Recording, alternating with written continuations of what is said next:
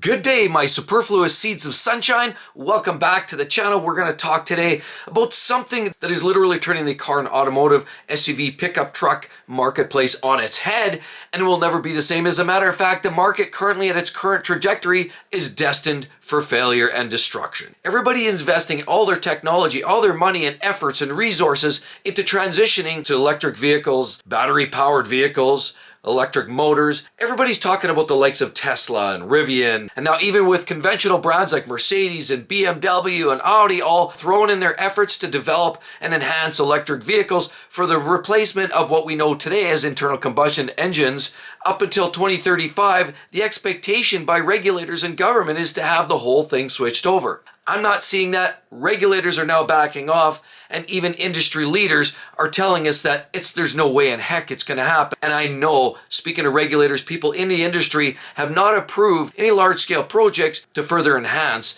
the infrastructure to build and develop so that people can plug in all their electric vehicles. This has gone by the wayside, and there's no way that electric vehicles will be the mainstay by 2035. But there's more to that conversation. Did you also realize the average car maker is starting to lose at least $6,000 per transaction on an electric vehicle that costs around 50 grand? The higher you go up, the more they seem to lose. Earlier this year, Rivian literally admitted that they were losing $33,000 on every transaction on the build of every single vehicle. And Lucid Air has lost a staggering and eye-watering $400K on every vehicle. They are literally bleeding cash. It's hemorrhaging out every single orifice. Yes, every manufacturer is admitting that the electric vehicle industry is going to cost them a lot more, or further enhance and find better, more productive ways to develop this technology without going bankrupt. But bankrupt they are.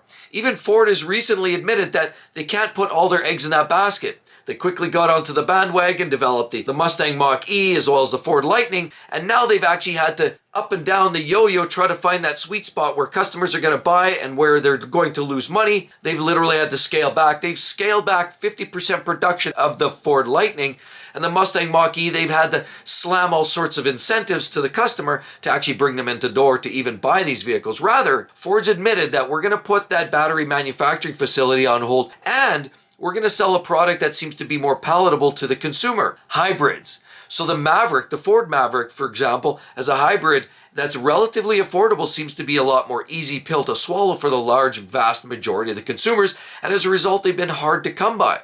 They've been selling like hotcakes. But the Ford Lightning is not selling like hotcakes. And to further add to the problem, and exacerbate the problem, is the fact that every Ford Lightning that comes off the rails and basically resold in a year's time has gone down to about 50% of its original value. 40, 50, 60% is gone in one short year. So a lot of customers are saying to themselves, I want a Lightning, but I don't want to spend $100,000 for a Lariat long range. Why don't I just get this a year old with 7,000 miles on it, and I can save myself $40,000? Aha! People are figuring it out, and now new sales are going to hamper and struggle even further. So every single one of these manufacturers are putting all their eggs in that basket, trying to develop this electric technology. But the problem is the only manufacturer that seems to figure it out sales directly from manufacturer to the customer and skip the middleman and be able to maintain a small margin of profit is Tesla. And clearly, with all these middleman operations, salespeople, administrative staff, and these big dealerships that have to create these monumental dealerships with the big brass pillars and the marble floors and the concierge services, that all costs money, and that sucks out of the bottom line. And that's why every one of these electric vehicles is a money-losing proposition. The worst part is people don't want to pay more. They want to pay less. They want a vehicle that's going to run at least from San Francisco to Los Angeles, or from Kissimmee, Florida, down to the Keys. You want a vehicle that can go the distance, but you want to pay under $30,000. So how are these manufacturers going to enhance this technology? Sure, you can find cheap, affordable